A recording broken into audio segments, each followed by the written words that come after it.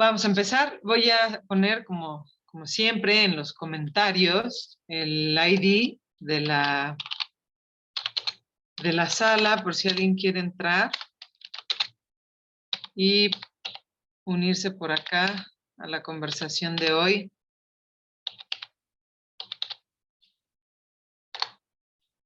Eso es. Ya está en la página del Facebook nuestra,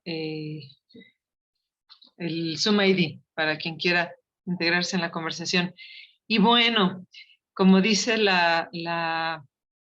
texto que acompaña a esta transmisión, hemos estado ya durante, calculo, unas 5 semanas hablando acerca de la expresión creadora en la práctica docente.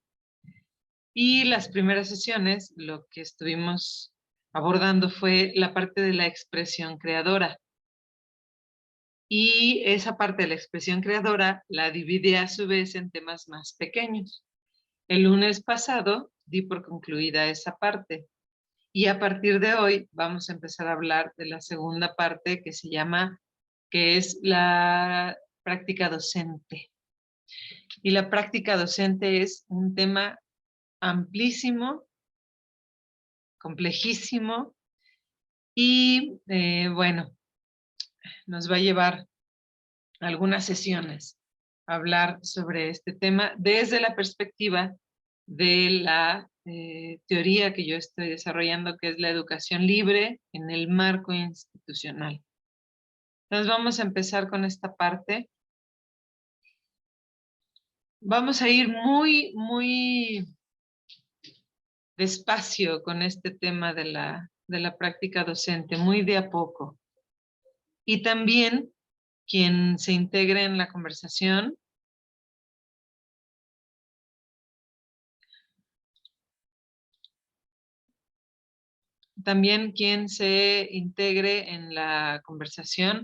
perdón, o desde el Facebook, puede hacernos algún comentario. A ver, voy a dejar de compartir un momento, permítanme tantito, que me parece que se nos está trabando ahí está, transmisión. Les digo que está aquí empezando una tormenta y andan habiendo algunas fallas. Listo. Ahora sí, vámonos con el tema. Ok, entonces vamos a empezar. A esta primera intervención sobre la práctica docente, le puse parte 1 y me quise enfocar a esto que dice ahí, pues, el poder del maestro, un análisis desde el pragmatismo. Quiero compartirles que hace, no sé, finales de los 90, principios de este siglo, cuando comencé mi trabajo sobre educación, de los primeros temas que me interesaron, que me llamaron la atención, fue el rol docente en tanto el sitio de poder que ocupa por el simple hecho de ser el maestro, ¿no? Y ha sido un tema que estudié como muy a fondo en su momento. Y decidí empezar esta serie acerca de la práctica docente con esto, que fue lo primero que llamó mi atención. Y ahorita les voy a explicar por qué es desde el pragmatismo que vamos a analizar este tema.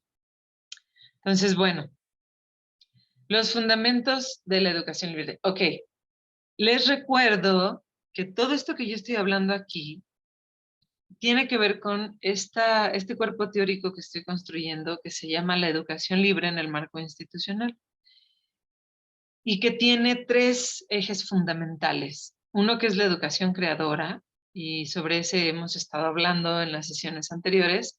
Otro que es la educación inclusiva y otro que es la educación moral. Este tema que vamos a tratar en esta ocasión se circunscribe al ámbito de la educación inclusiva, aunque permea todos los otros, todo lo que tiene que ver con lo que estoy trabajando, podríamos relacionarlo más directamente con la parte de la educación inclusiva.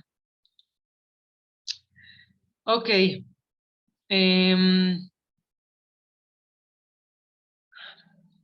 Vamos a situarnos. La práctica docente es un tema, les decía, muy complejo porque es una práctica que es íntima, surge desde un sujeto particular. Ningún maestro es igual a otro. Aunque todos apliquen la misma técnica, aunque todos sigan los mismos pasos de la receta, ningún maestro es igual a otro y nunca será igual a otro. Y eso le da un matiz muy especial a la práctica docente. Y es también una práctica social, porque siempre está situada, siempre está contextualizada, siempre. El docente, por más particular que sea en su manera de construir su ejercicio profesional, es parte de un sistema, de una sociedad, de un grupo cultural, social, ¿ok? Eso es muy importante, eso le va a dar a la docencia un cariz muy diferente a otras profesiones. De alguna manera todas tienen esta dicotomía, pero en la docencia adquiere otras dimensiones, ¿no? A ver, permítanme un minutito, un momento.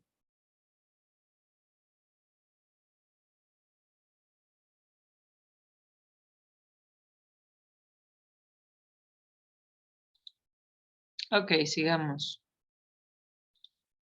Ahí. Muy bien.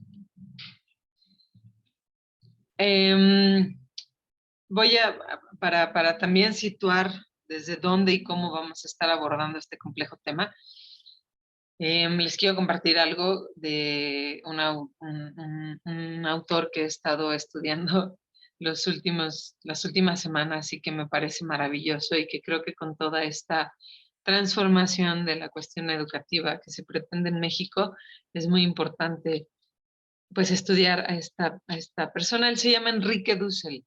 Es un filósofo, pensador, nacido en Argentina, nacionalizado mexicano, y, y es muy interesante. Él pone muy claro esta cuestión. Él dice, cuando vas a analizar un fenómeno, para analizar un fenómeno hay que establecer categorías fundamentales. Bueno, eso no lo dice nada más, él lo dice la ciencia en general, ¿no? Siempre que uno quiere investigar un fenómeno, analizarlo, tienes que establecer categorías fundamentales. ¿Desde dónde y cómo vas a mirar tu fenómeno? ¿Ok? Entonces, en palabras de Dussel, la teoría es como una brújula en el camino. Es estas categorías fundamentales se vinculan con un cuerpo teórico y esa teoría te sirve para saber dónde estás, qué has dejado atrás y qué hay por delante. La teoría es una manera también de acercarse a los fenómenos o de tener un marco a partir del cual poder analizar y no perderse entre otro montón de ideas, ¿no? Y podemos analizar el mismo fenómeno desde distintos marcos teóricos e incluso terminar construyendo uno, ¿no? Pero es importante esto, se los digo porque esto que vamos a estar hablando sobre la práctica docente va a ser a partir del pragmatismo. El pragmatismo es una corriente inicialmente filosófica que se ha trasladado a distintos ámbitos, que surge en Estados Unidos, que está relacionada con la utilidad como fin último del objeto, ¿no? De qué tanto sirve, es qué tan exitoso podría ser. No sé si éxito sea la mejor palabra, pero entonces he elegido el pragmatismo muy desde el lado de William James, porque también se va a relacionar después con otra cuestión teórica que vamos a estar analizando y que nos va a servir para poder ver la práctica docente desde estas perspectivas, ¿no? Entonces, dentro del pragmatismo, la verdad, no hay una verdad única como en la ciencia, como en las ciencias duras, digamos, ¿no? Cuando surge el pragmatismo había mucho esta como discusión o choque entre los que eran los monistas, los que tenían una manera de ver las cosas, ¿no? A través del método científico y muy rigurosos, para construir verdades absolutas. Entonces el pragmatismo rompe con esto y lo que el pragmatismo dice es que la verdad no es absoluta, es una adecuación de la realidad que no está basada en relaciones estáticas ni inertes, sino en procesos dinámicos, constantes. Entonces no hay una verdad. La verdad tiene una razón de ser a partir de la utilidad que representa para quien está construyendo el camino. Y en este sentido, la experiencia adquiere un lugar relevante, porque la verdad adquiere sentido en el contexto de la experiencia. Pero fíjense, la experiencia presente y la futura, o sea, en los resultados.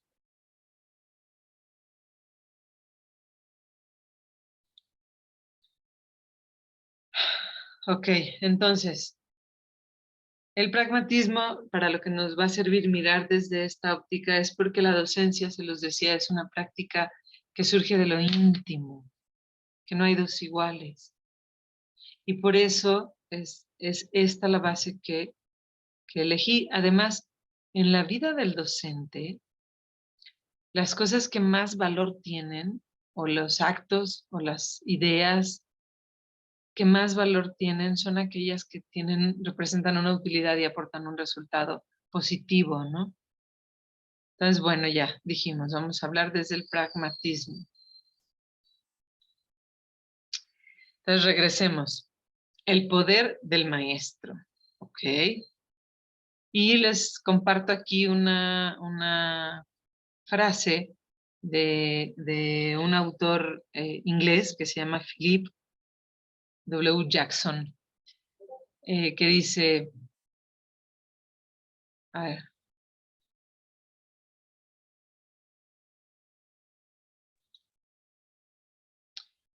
por primera vez en la vida del niño, el poder que tendrá unas consecuencias personales para él está en manos de un desconocido.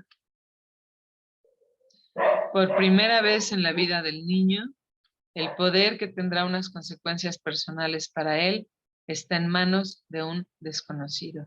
Es la manera en que Jackson define el encuentro del niño con el docente.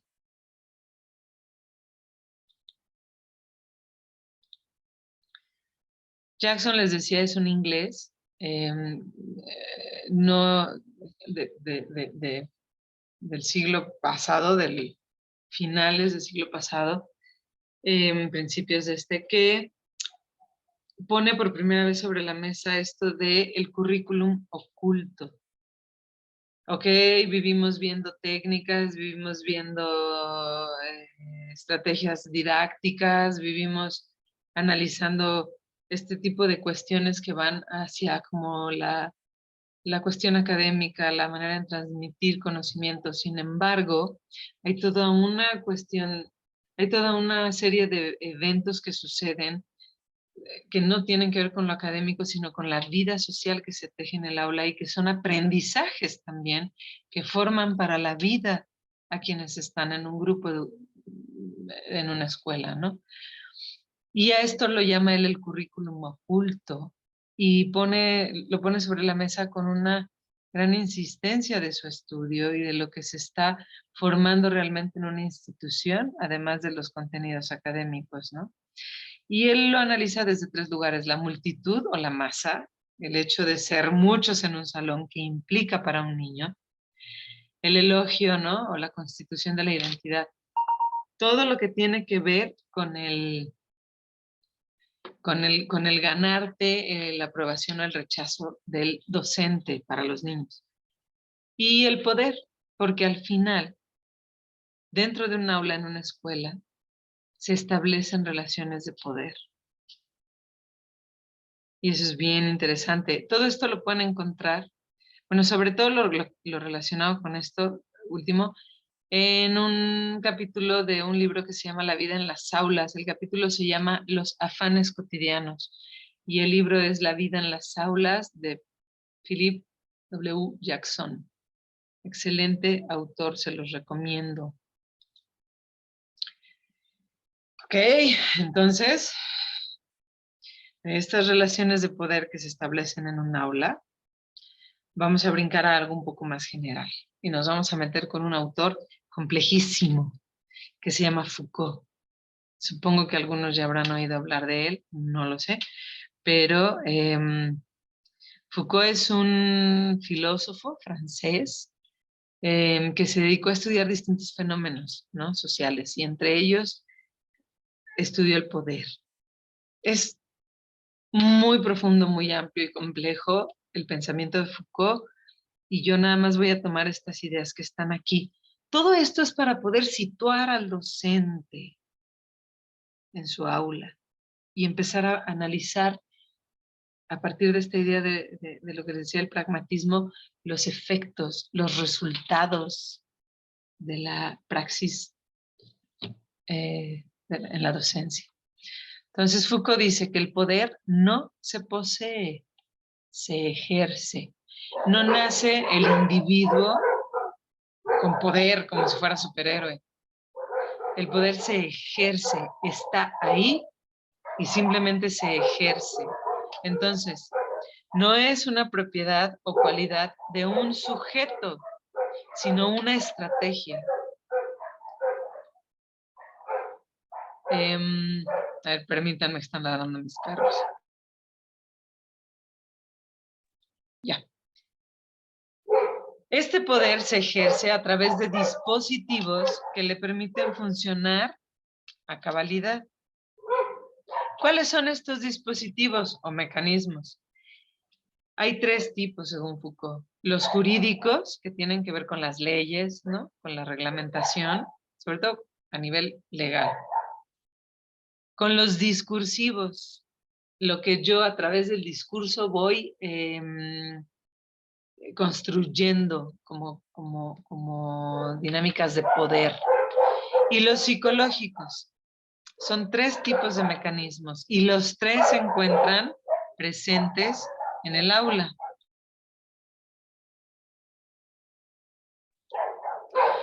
Foucault lo que dice es que todas las relaciones sociales implican relaciones de poder.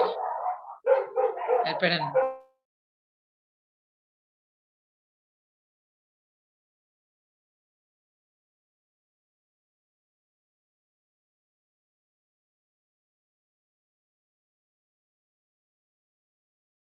Ya, perdón, estaban ladrando mucho. Que todas las relaciones sociales implican relaciones de poder. Para Foucault, cualquier encuentro social implica una relación de poder. Más adelante él va a hacer todo un análisis respecto a que hay una cuestión libre para este ejercicio del poder, no de sometimiento, pero eso ya es posterior y para fines de lo que queremos ahorita me voy a quedar con esto. Siempre implican relaciones de poder. Y siempre que se establecen relaciones de poder, sobre todo cuando una de las partes es impositiva, se ejerce una represión, se convierte en represión y esto genera una resistencia también.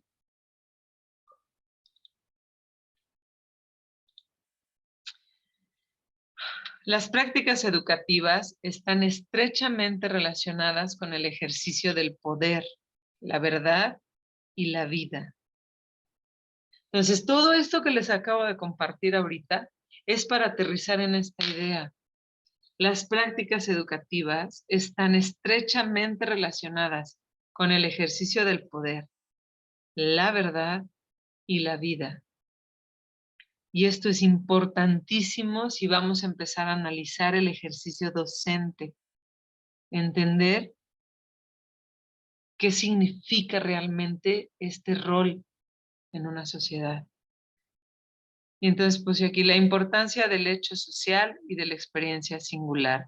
Pues la docencia surge del individuo, lo decíamos, de algo muy íntimo, pero se convierte en un hecho social.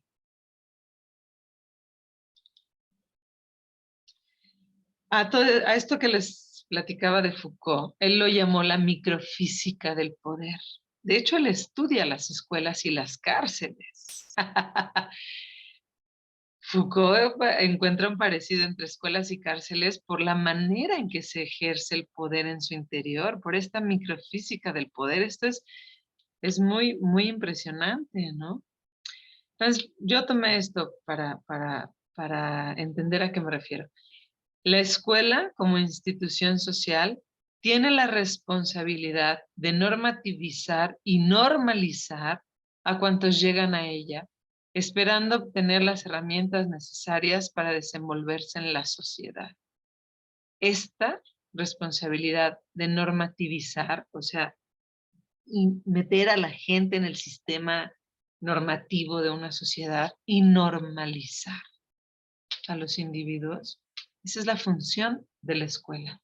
Y dentro de esa institución educativa que tiene esta misión, el docente aparece o el docente existe en el ejercicio de un rol muy particular que tiene que ver con esto.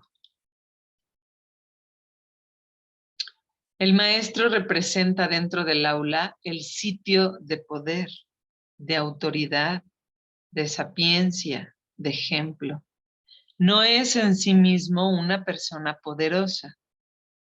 Es un hilo más de los que sujetan la enorme marioneta de la sociedad, manipulada por las exigencias de un sistema económico y político determinado. El maestro, dentro del aula, representa el sitio de poder. No es que él sea una persona poderosa, pero el rol se lo permite, lo inviste de este poder. El docente es un actor social, ejecutor de un rol determinado por el contexto institucional. Su labor cotidiana le exige su mejor representación. La validez de su actuación se mide y se observa en su capacidad de ejercer el control necesario para desarrollar su labor educativa plenamente.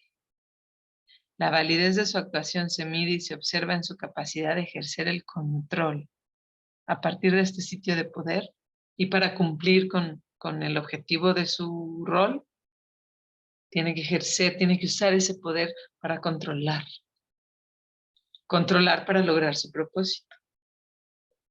El maestro se convierte en unificador, en el mediador entre el individuo y su ambiente.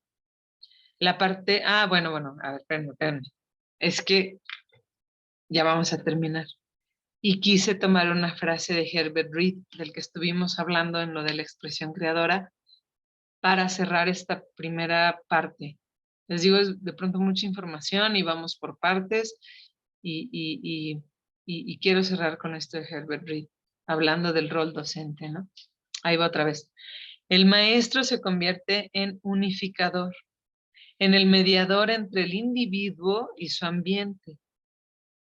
La partera, mediante cuyos servicios el individuo renace en la sociedad y es guiado en sus corrientes más vitales. Pero ni partera ni maestro son los conceptores, los gestadores, no. Ellos aceptan una entidad ya determinada y solo en la medida en que se identifican con una disposición dada, pueden facilitar el parto social. Lo que yo pretendo con esto es situar al docente en el rol que ejerce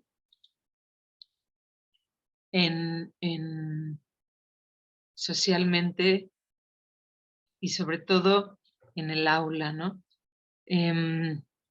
Es muy importante y a lo mejor de pronto es mucha más teoría de la que he manejado en las otras exposiciones o transmisiones, pero es bien importante. La práctica docente se puede analizar desde multitud de enfoques.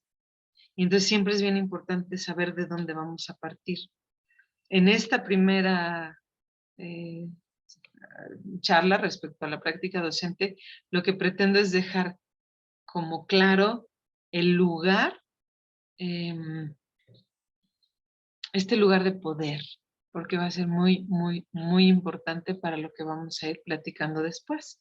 Y que se va a vincular, les decía, con la educación inclusiva. Tiene que ver con la creadora y con la moral, pero el eje más fuerte está en lo inclusivo. Entonces, pues bueno, hasta aquí le vamos a dejar en esta ocasión, en relación a el sitio de poder que ocupa el docente. Y en la próxima sesión, entonces, vamos les voy a plantear aquí alguien que surge, no surge de, pero se acerca a estas cuestiones del pragmatismo desde William James, que se llama George Herbert Mead, y algo que él llamaba el conductismo social, y que ya empieza a hablar sobre, empieza a estudiar la cuestión ya más fina de la interacción, pero sin olvidar el sitio de poder que ocupa el docente. Fíjense, un docente no nada más es el discurso, o sea, en la vida de las personas hay cosas positivas y cosas negativas, hay cosas que felicitamos mucho de nosotros mismos o que nos avergüenzan mucho de nosotros mismos, que tienen que ver con alguna ocasión en que un maestro palomeó o tachó esa parte de nosotros mismos. Ahora, cuando has convivido un año entero de tu vida con alguien que está palomeando o tachando ciertas áreas de ti, eso deja una huella a veces irreparable en las personas, ¿no? O cuando un maestro irrumpe en un sistema familiar para dar su opinión. Por ejemplo, ahí es donde voy, como la otra vez con lo de los diagnósticos, ¿no?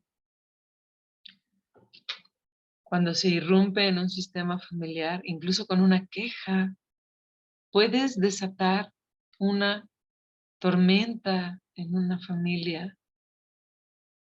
Un maestro empieza a señalar, por ejemplo, ahora que quieren que entren a primaria leyendo y escribiendo, ¿no? Porque no sé qué está pasando, pero ahora muchas escuelas quieren que los niños que entran a primero de primaria ya lean y escriban. Y entonces desde preescolar comienzan a anticipar o a querer como identificar ciertos signos que pudieran alertar una cuestión de problemas de aprendizaje para la lectoescritura, ¿no? Incluso de dislexia, a una edad en que la escritura de espejo, por ejemplo, es parte del proceso de la adquisición de la escritura o del desarrollo de la escritura. Y entonces tú compartes esto con la familia como maestro y metes un ruido espantoso. Más aún si se lo hace saber al chiquito, ¿no? El poder de un maestro a través de una boleta. Te pongo 5, te pongo 10. Puedo trastornar tu vida para positiva o negativamente. El poder de un maestro es impresionante. Es impresionante.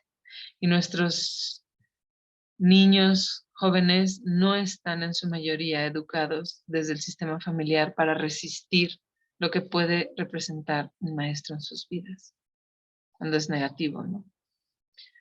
Entonces vamos a seguir con esto. La semana que entra plantearé las cuestiones relacionadas con esto del interaccionismo para ir tejiendo la base sobre la que después analizaremos bien a fondo la cuestión de la práctica docente. Pues bueno, pues yo les agradezco mucho que se hayan conectado el día de hoy y también estas conversaciones de los lunes también están quedando en el canal de YouTube.